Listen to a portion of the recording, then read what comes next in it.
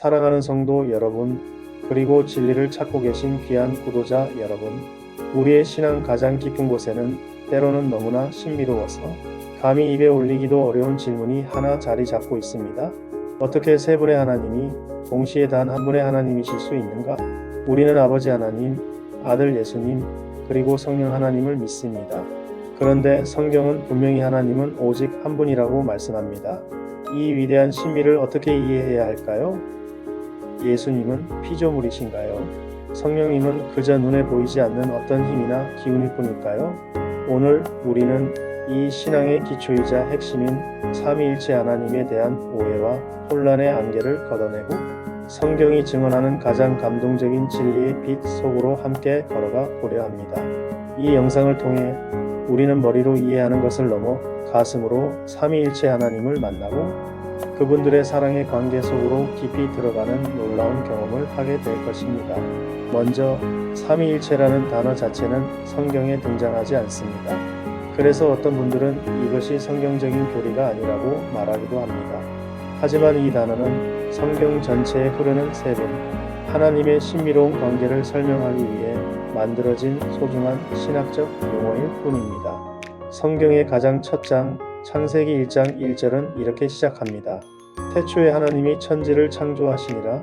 여기서 하나님으로 번역된 히브리어는 엘로힘인데 이것은 복수형 단어입니다. 그리고 26절에서는 그 복수형의 의미가 더욱 분명해집니다. 하나님이 이르시되 우리의 형상을 따라 우리의 모양대로 우리가 사람을 만들고 창조의 순간부터 하나님은 나라고 말씀하지 않으시고 우리라고 말씀하셨습니다. 아버지와 성령께서 함께 창조에 참여하신 것입니다.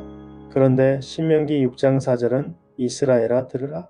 우리 하나님 여호와는 오직 유일한 여호와이시니라고 선포합니다. 어떻게 우리면서 하나일 수 있을까요? 저는 여기서 오랜 세월을 함께한 노부부의 모습을 떠올려 봅니다. 창세기에서 둘이 한 몸을 이룰지로다라고 하신 말씀처럼 부부는 평생을 함께하며 서로의 생각과 마음, 삶의 모든 것을 공유하며 완전한 하나가 되어갑니다. 하물며 수억 년, 아니 영원이라는 시간 동안 완전한 사랑과 생각으로 교제해 오신 세 분 하나님은 어떠하시겠습니까? 그분들의 연합은 우리의 상상을 초월하는 완벽한 하나됨인 것입니다. 그렇다면 우리라고 불리시는 세 분은 각각 어떤 분이실까요?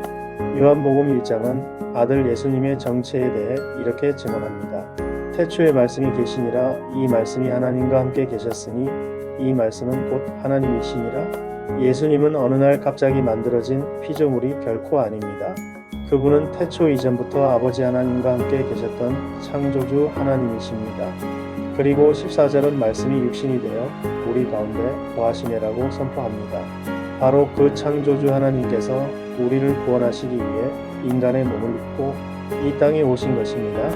이 얼마나 가슴 벅찬 사랑입니까? 마지막으로 성령 하나님입니다. 많은 분들이 성령님을 어떤 능력이나 에너지, 기운 정도로 오해합니다. 하지만 성경은 성령님께서 슬퍼하고 근심하시는 인격체라고 분명히 증언합니다. 에베소서 4장 30절은 하나님의 성령을 근심하게 하지 말라고 말합니다. 만약 성령님이 단순한 힘이라면 어떻게 근심하실 수 있겠습니까? 예수님께서는 성령을 모독하는 죄는 결코 용서받지 못할 것이라고 하시며 그 죄의 심각성을 경고하셨습니다. 성령님은 감정과 지성을 가지신 완전한 하나님이십니다. 우리가 그분을 인격적으로 인정하고 교제할 때 우리의 신앙은 비로소 살아있는 생명력을 얻게 됩니다. 이제 우리의 구원을 위해 세 분 하나님께서 어떻게 함께 일하시는지 살펴보겠습니다. 예수님께서 십자가를 앞두고 제자들에게 이렇게 약속하셨습니다. 내가 아버지께 구하겠으니 그가 또 다른 보혜사를 너희에게 주사 영원토록 너희와 함께 있게 하리니 요한복음 14장 16절. 여기서 다른이라고 번역된 헬라어 알로스는 종류는 같지만 또 다른 하나를 의미합니다. 즉 성령님은 예수님과 본질적으로 동일한 하나님이시지만 이제 예수님을 대신하여 우리 곁에서 우리를 돕고 변호하고 인도하시는 분이라는 뜻입니다.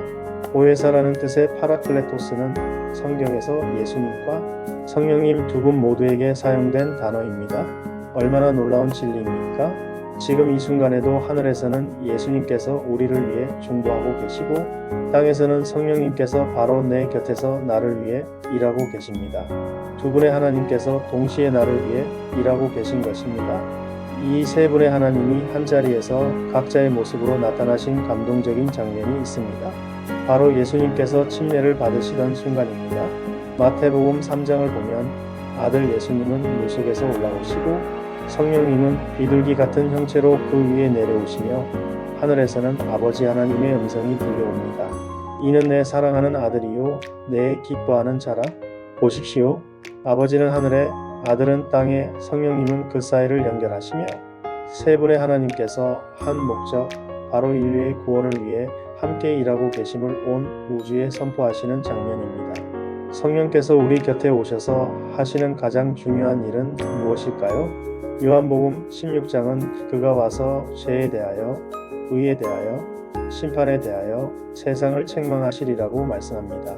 성령님의 책망은 우리를 정죄하기 위함이 아닙니다.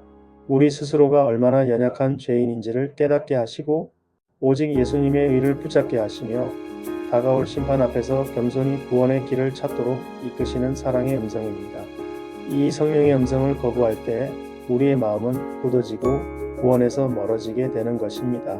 사랑하는 여러분, 삼위일체의 교리는 우리가 풀어야 할 수학 공식이나 신학적 논쟁거리가 아닙니다. 이것은 온 우주에서 가장 아름답고 완전한 사랑의 공동체로 우리를 초대하시는 하나님의 러브레터입니다. 어떤 이들은 시편의 내가 오늘 너를 낳았다는 구절을 가지고 예수님이 피조물이라고 주장하기도 합니다. 하지만 사도행전은 이 말씀이 예수님의 부활에 대한 선포라고 명확히 해석해 줍니다. 또한 이사야 9장은 아기로 오실 예수님을 영존하시는 아버지라고 부릅니다. 아들이 아버지라니 인간의 가족관계로는 도저히 이해할 수 없는 신비입니다. 그렇습니다. 세 분 하나님의 관계는 이 땅에 존재하는 그 어떤 관계로도 설명할 수 없는 독특하고 신비로운 관계입니다. 아버지의 무한한 사랑, 아들의 희생적인 은혜, 그리고 성령의 끊임없는 교통하심이 바로 우리를 구원하는 능력입니다. 하늘과 땅에서 벌어지는 치열한 영적 전쟁 속에서 피조물이 아닌 창조주 하나님께서 친히 우리를 위해 십자가에서 죽으셨다는 사실을 기억하십시오. 그 십자가는 세 분 하나님의 사랑과 고통이 응축된 사건입니다.